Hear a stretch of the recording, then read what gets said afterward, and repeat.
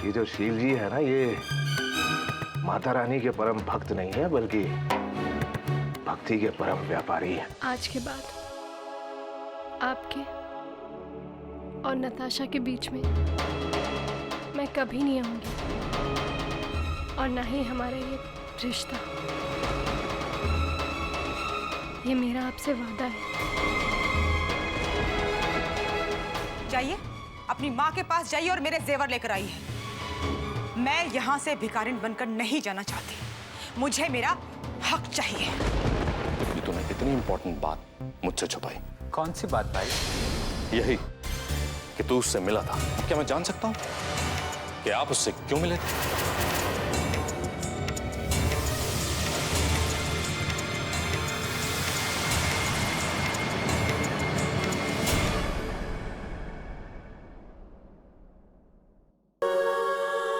जवाब देना वंश। यश इसी शहर में है और तूने इतनी बड़ी बात मुझसे छुपाई। अरे यार, ऐसी कौन सी गलती, कौन सी भूल हो गई थी मुझसे कि तूने पल भर में ही पराया कर दिया मुझे? बोल वंश। सॉरी भाई, फिलहाल मैं इस बारे में आपसे कोई बात नहीं कर सकता।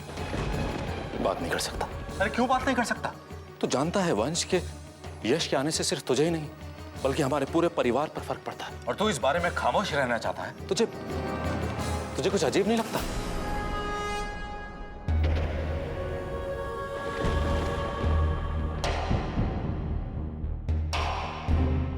कुछ अजीब नहीं है भाई। जब मैं वैष्णवी कॉलोनी स्टेशन गया तो वो मुझसे वहां टकरा गए। वो महज एक इत्तेफाक था और कुछ नहीं। अब मैं इस बारे में और कोई बात नहीं करना चाहता। लेकिन क्यों वंश? देख वंश, यश और तेरी मुलाकात एक इत्तेफाक हो सकती है। हो सकता है वो सब कुछ एक इत्तेफाक हो, लेकिन यश का इस शहर में लौटाना इत्तेफाक नहीं हो सकता, क्योंकि उसका लौटना हम सब की जिंदगी में आने वाले तूफान का इशारा है। और तुझे कुछ अजीब नहीं लग रहा कि वो इस शहर में है, लेकिन उसके बावजूद उसने हम में से किसी से भी मिलने की कोशिश तक नहीं की? शायद इसी में हम सबकी भलाई हो। क्या शायद वो ये नहीं चाहते हैं कि हम उनको वो काम करने को मजबूर करें जो वो नहीं करना चाहते हैं? एक बात बताऊं भाई, नजदीकी रिश्तों में कड़वाहट आए, इससे बेहतर है कि हम जरूरी और जायज दूरी बनाए रखें। आई होप आप मेरी बातों को गलत नहीं समझ रहे हैं।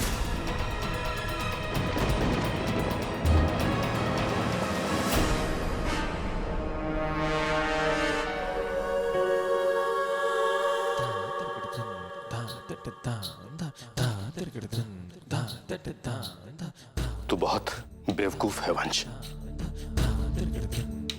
कुछ रिश्ते इतने गहरे होते हैं कि जायज और जरूरी दूरी होने से भी उन रिश्तों की कड़वाहट मिटाई नहीं जा सकती।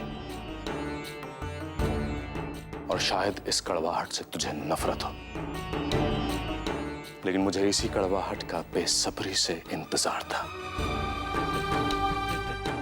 क्योंकि यही कड़वाहट मेरी जिंदगी में जीत की मिठास लाने का सबसे अच्छा तरीका है। मैं पता लगा कर ही रहूंगा कि यश वापस क्यों आया है। इस शहर में लौटाने का क्या मकसद है उसका। चलो भाई, आ जाओ आ जाओ आ जाओ आ जाओ। और भैया इसे ले जरा संभाल के उठाना, इसे नीचे बेसमेंट में ले जाना है। अरे उठा लो उठा लो उठा लो। भारी है। अरे भारी क्यों नहीं होगी, भारी तो होगी। जब से मूर्ति की स्थापना हुई है और माता रानी की चौकी लगी है ना, तब से तो भक्तों की लाइन लग गई है, और जो भी आता है दिल खोल के दान देता है। उठा लो भाई उठा लो, हाथी घोड़ा पालकी। ये सब क्या हो रहा है सोना? जी वो बड़े साहब ने हमसे कहा है कि दान पेटी और दान में जो कुछ भी सामान आया ना, उन्हें मैं उनके ऑफिस में रखवा दूं। लेकिन सोना जी मिसेस सांगवी मुझसे मिलने आई है, कहाँ है वो? जी वो लॉबी में बैठी हैं। छोटी मालकिन, वो दान पेटी की चाबी चाहिए थी। बड़े साहब ने इसे खाली करने को कहा है। अच्छा, ये लो। जी।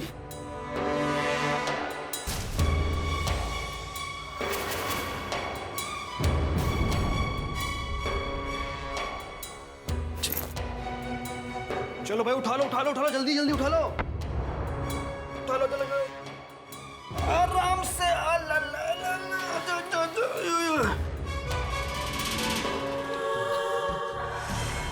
ये इंजंक्शन ऑर्डर के पेपर भेजने का मतलब क्या है? वो जमीन हमारी बहू के नाम है। इसके मायने क्या हुए कि वो जमीन हमारी हुई, तो फिर आप इस किस्म से सील कैसे लगा सकते हैं उस पे? क्षमा कीजिएगा सील कुमार जी, मैं आपकी कोई मदद नहीं कर सकता हूँ, क्योंकि ट्रस्ट के अध्यक्ष विद्यासागर जी हैं और उन्हीं के आदेश से ये काम रुकवाया गया है और अब आपको उन्हीं से बात करनी होगी।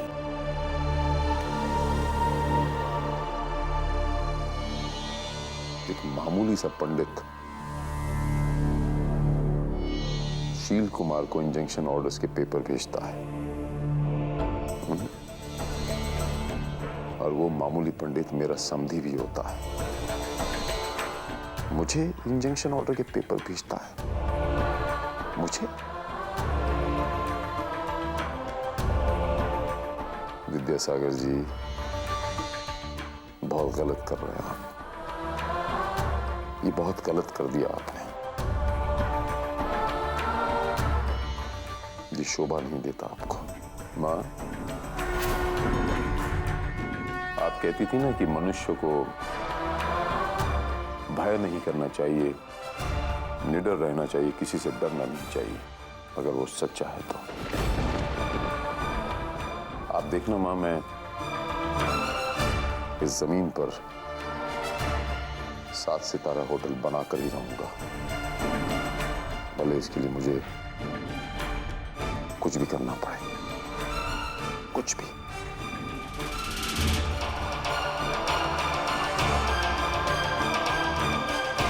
वरना मैं ऑफिस आ रहा हूं, 250 एकड़ जमीन के पेपर्स निकाल के रखना, अब उनके इस्तेमाल करने का वक्त आ गया है। मिसेस सांघवी, नमस्ते। नमस्ते, प्लीज बैठिए।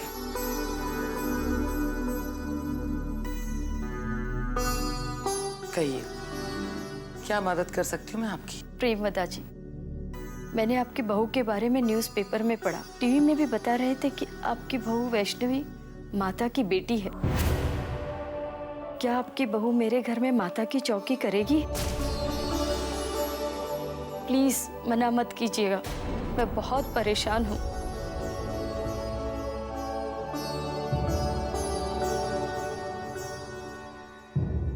मिसेस सांघवी, प्लीज प्लीज रोइए मत, चुप हो जाइए। प्लीज आप अपनी बहू से कहकर मेरे घर में माता की चौकी करा दीजिए। वो जैसा चाहेगी, जितना चाहेगी मैं दान पुण्य करूंगी। रुपए पैसों की कमी नहीं है मेरे पास। वाह भाई साहब, मान गए, अपनी बहू को माता रानी की बेटी का दर्जा दे दिया ताकि चढ़ावे की बरसात से आपकी दान पेटियां भरे। अच्छा प्लान है। प्लीज ना मत कहिएगा। मिसेस सांघवी, प्लीज आप रोइए मत, मैं भाई साहब से इस बारे में बात जरूर करूंगी। वैष्णवी आपके घर में माता की चौकी करेगी, ये मेरा वादा है आपसे। पहले आप मुझे ये बताइए, आपको परेशानी क्या है?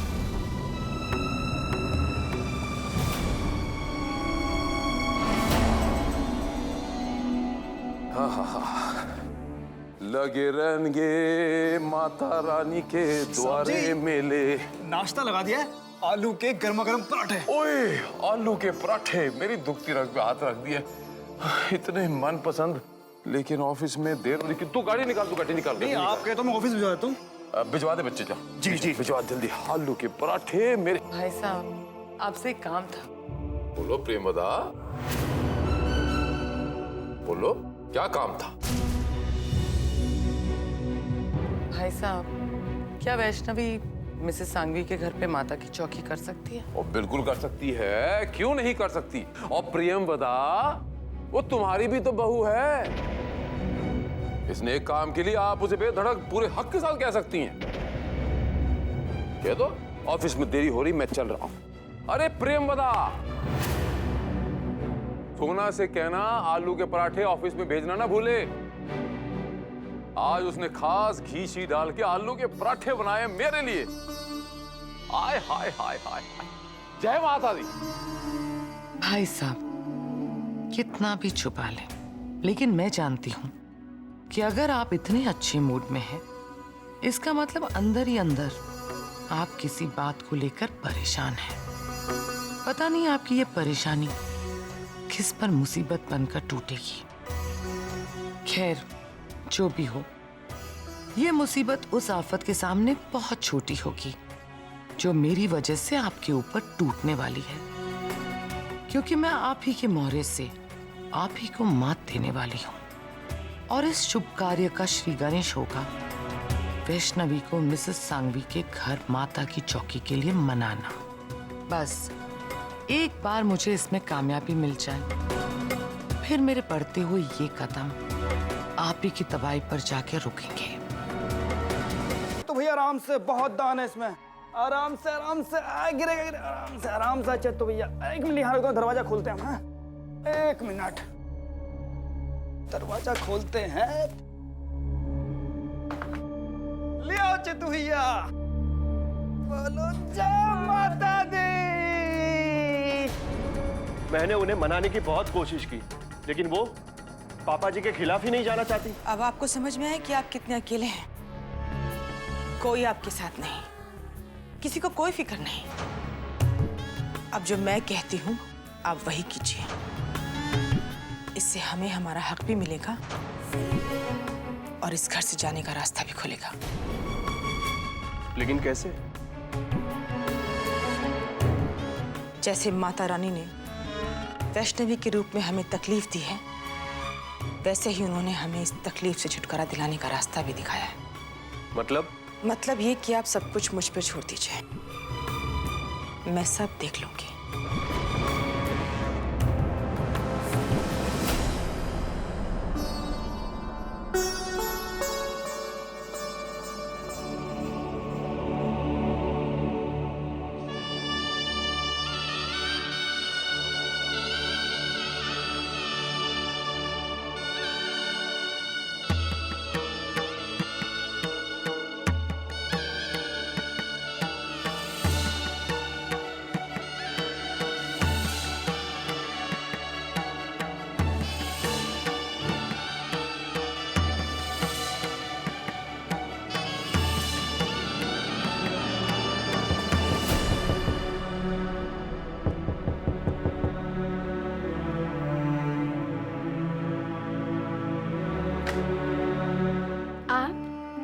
बेटा तुम अब तक यहीं हो, नीचे क्यों नहीं आई?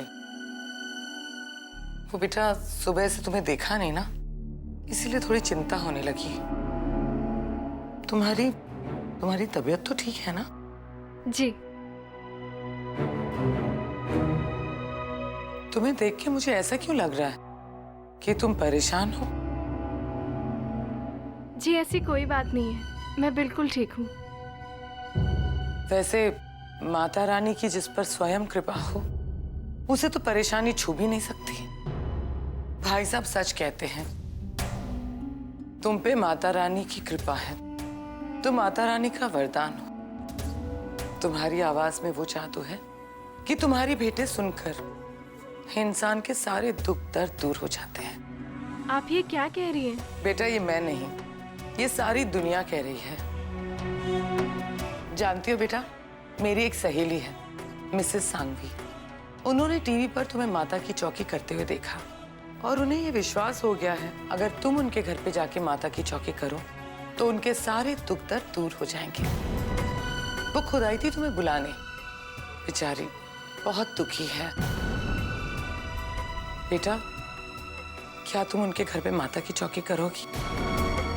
किसी और के घर में माता की चौकी? सॉरी बेटा, तुमसे पूछे बिना ही मैंने उन्हें हाँ कह दी। एक्चुअली उनकी कहानी सुनकर मुझसे रहा नहीं गया। माता रानी करे किसी भी औरत को ऐसे दुख से गुजरना ना पड़े। ऐसा क्या हुआ है? समझ में नहीं आ रहा कैसे कहूं। बहुत दुखी है बेचारी। उनके पति की जिंदगी में एक दूसरी औरत है, जिसकी वजह से वो अपना घर, अपने बच्चे, सब कुछ छोड़ के जाना चाहते हैं। और मिसेस सांघवी जब भी उन्हें रोकने की कोशिश करती है, उन दोनों के बीच में झगड़ा हो जाता है। सच बेटा, उन्हें तो इस बात का सदमा सा हो गया है। उन्हें तो ये भी समझ नहीं आ रहा कि वो अपने बच्चों से क्या कहे। और वो बच्चे, उन बेचारों को तो ये भी पता नहीं कि उनके पापा उन्हें किसी दूसरी औरत की वजह से छोड़ रहे हैं। उन्हें एक तुम्हारा ही सहारा है। उन्हें इस बात का पूरा यकीन है कि अगर तुम उनके घर में माता की चौकी करो तो माता रानी उनके घर पे कृपा करेगी और उनका घर उजड़ने से बच जाएगा। बेचारी, पता नहीं क्या गुजर रही होगी उन पर।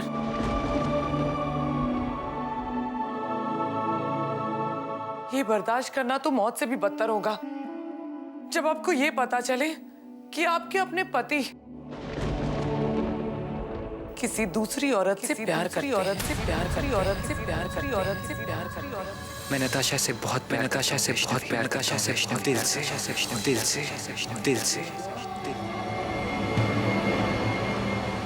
बेटा, मैं तुमसे कोई जबरदस्ती नहीं करूंगी। अगर तुम उनके घर पे माता की चौकी नहीं करना चाहती तो कोई बात नहीं, मैं उन्हें मना कर दूंगी। नहीं, आप उन्हें मना मत कीजिएगा। मैं उस औरत का दर्द समझ सकती हूँ। उसका दर्द भी कितना बेदर्द होगा ना, जिसका पति किसी और से प्यार करता हो। मैं समझ सकती हूँ, मैं महसूस कर सकती हूँ उसका दर्द। आप मना मत कीजिएगा। मैं उनके घर पर माता की चौकी जरूर करूंगी। आप उन्हें हाँ कह दीजिएगा।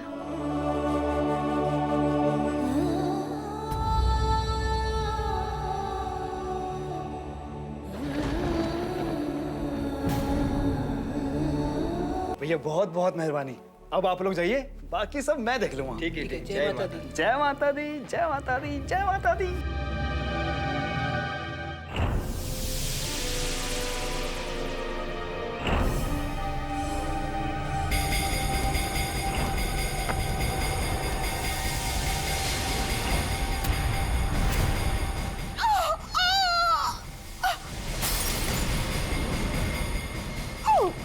बड़ी भाभी,